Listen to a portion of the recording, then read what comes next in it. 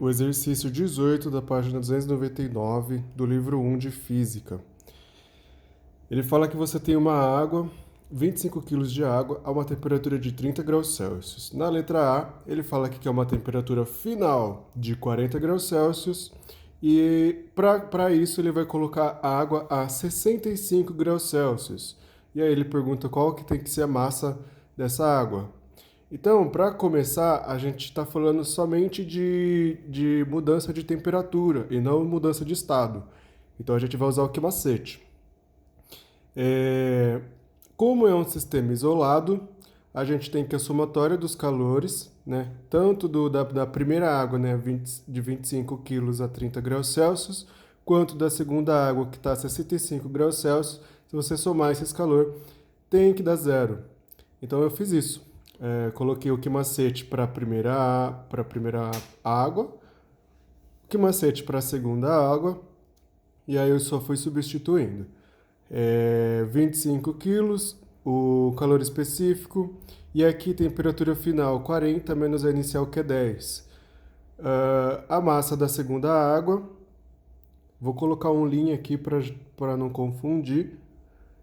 Czinho, 40 menos 65, temperatura final menos temperatura inicial. E aí se você ver aqui, ó, 40 menos 65 vai te dar um valor negativo. Depois disso, ó, eu posso cortar o C, porque tem nas duas expressões, do outro lado é zero. Vai ficar 25 vezes 40 menos 30 é 10. Isso vai me dar 250. E aqui 40 menos 65 dá menos 25. Então vai ficar menos 25 vezes M'.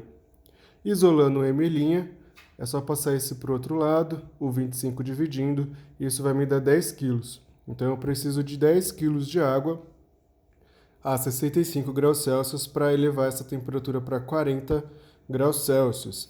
Por que eu sei que aqui é quilogramas e não gramas? Porque a massa da água que está a 30 graus Celsius também está em quilogramas. Na B, ele fala que ele vai pegar a mesma água inicial, 25 kg de água a 30 graus Celsius, e ele vai chegar a uma temperatura final de 20 graus Celsius. Mas para isso, ele vai misturar gelo a 0 graus Celsius. Nesse caso aqui, ele é um pouquinho mais complicado do que a letra A. Por quê? O que vai acontecer com o gelo? Antes de ele subir de temperatura para 20 graus Celsius, ele tem que derreter. Então aqui a gente vai ter uma somatória de 3 calores diferentes.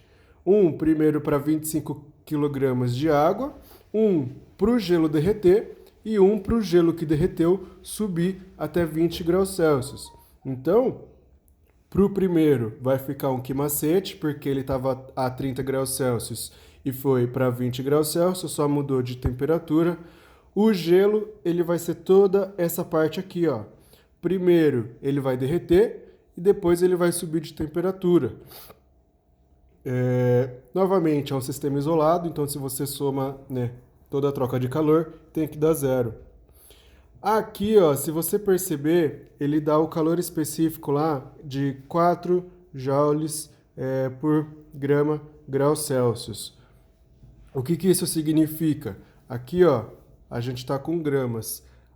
No enunciado, ele passou a massa de água em quilogramas, então eu tenho que transformar esse quilogramas para gramas. Por isso que aqui eu coloquei 25 mil. Isso aqui é 25 mil gramas. Calor específico da água, 4. E a variação de temperatura, como ele estava a 30 e ele foi para 20, 20 menos 30, temperatura final menos inicial. Mais o Quimole do gelo, que está derretendo. E aí ficou a massa do gelo vezes 320, né? A massa do gelo aqui é a nossa incógnita. E aí depois que ele derreteu tudo, o que vai acontecer? Ele vai subir de temperatura. Quando ele derrete, ele ainda vai estar a 0 graus Celsius, a mesma temperatura do gelo. Então, por isso aqui a temperatura final é 20 e a inicial é 0. Variação de temperatura final menos inicial, 20 menos 0.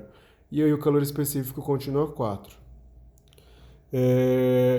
Arrumando, né, tudo isso daqui, fazendo todas as continhas, vai ficar menos 1 milhão mais 320 vezes a massa do gelo, mais 80 vezes a massa do gelo. Somando esses aqui, a gente vai ter 400 vezes a massa do gelo, igual a 1 milhão. Passei isso para o outro lado. Só isolar a massa do gelo e a gente vai descobrir que vai ser 2.500, agora gramas, porque a gente transformou tudo em grama por conta do calor específico que ele deu. Ou eu posso transformar isso para quilograma e vai me dar 2,5 quilogramas.